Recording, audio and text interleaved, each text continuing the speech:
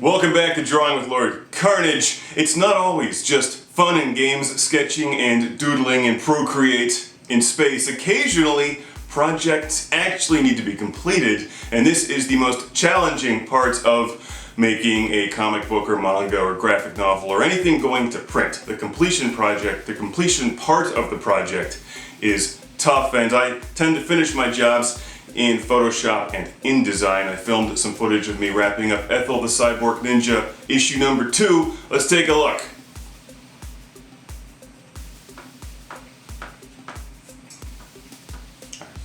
Here is the least exciting part of the comic book and manga creation process to film, but the most important part when actually producing these.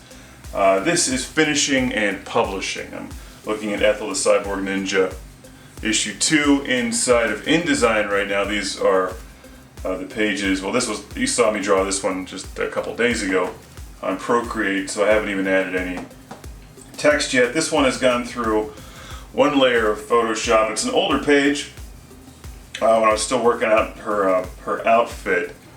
Put a little text in here. It's a shot from the first book, and then we have just a quick lead up. It has been 6 months since the battle against Vectronics 9000. Space Car Jesus and Wind Squid returned to Truxton, New York on Earth. Now those are the events you're going to read about in Jesus issue number 3.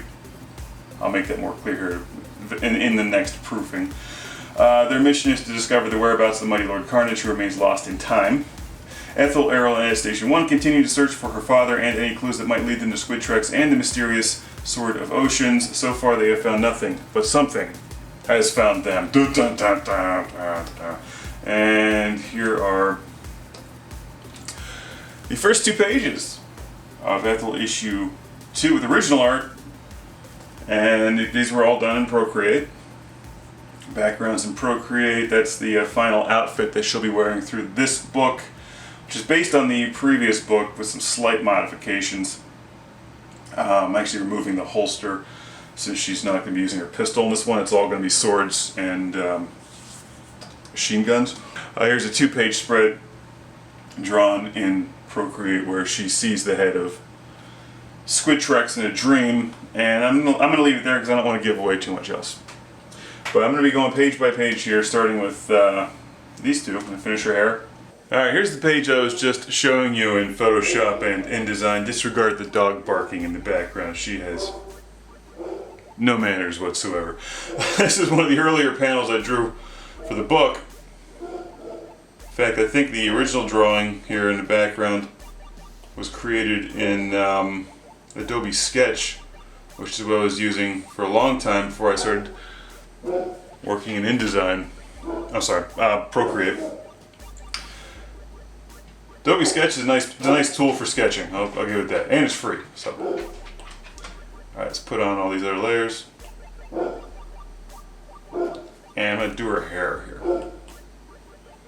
Got white background.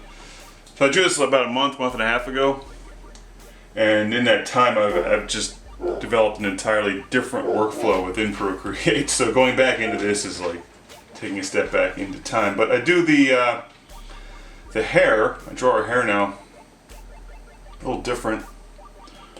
Get my studio pen, and let me knock that background out for now and erase this mistake. Okay. Yeah, I'm messing around with the lighting, so you may notice there's some different LEDs going on here. So this shading layer here that you're seeing is gray. This is behind the inks, behind the hair inks, but in front of the background.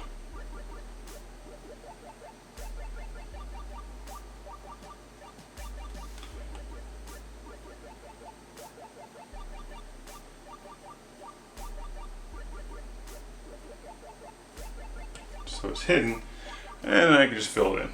So it gives her hair some texture, but still makes it pretty simple. Sometimes simple is the best.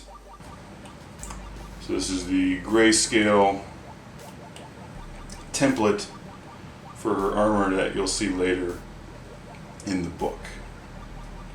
based on the first book, but not exactly. Some of these inks are a little rougher here, but there's nothing wrong with rough inks sometimes. Remember, it is a comic book, or whatever you want to call it, manga, graphic novel, a work of science fiction, so it's art. It doesn't need to look exactly realistic, in my opinion.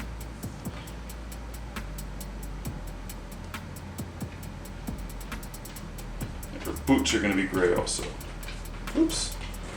See if I got gray. I got gray. And that's more or less what the actual shading looks like for her outfit from the first panel in a dream sequence. So.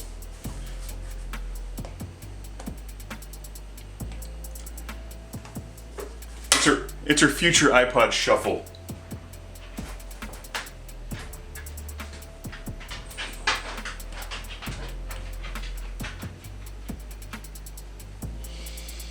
And for the final change, her face is actually a little rounder than I initially drew it. That was one of the first drawings for the book.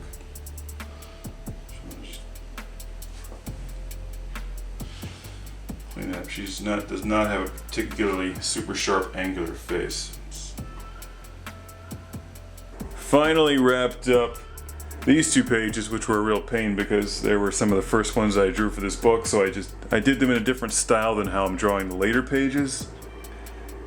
With respect to just how I'm layering things, what layers, how I'm drawing the layers, and even some of the hair effects and whatnot. But let me click on this page. I got the dialogue laid in, and bang! There's. Nope, that's still not quite final. What have I done? I didn't save this page yet. There we go. Never mind. Disregard that. Sloppy as always. Boom! There it is. Okay. Wanted to add that shadow and cross-hatching effect, which then leads us to that page, which is actually one of the more recent ones I did. So,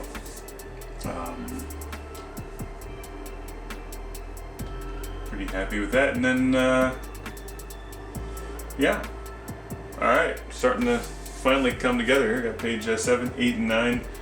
Wrapped up, and as you can see, I've got quite a few more to go over here, but these are all about 90% complete, but that last 10% is always tough. So I'm getting back to work.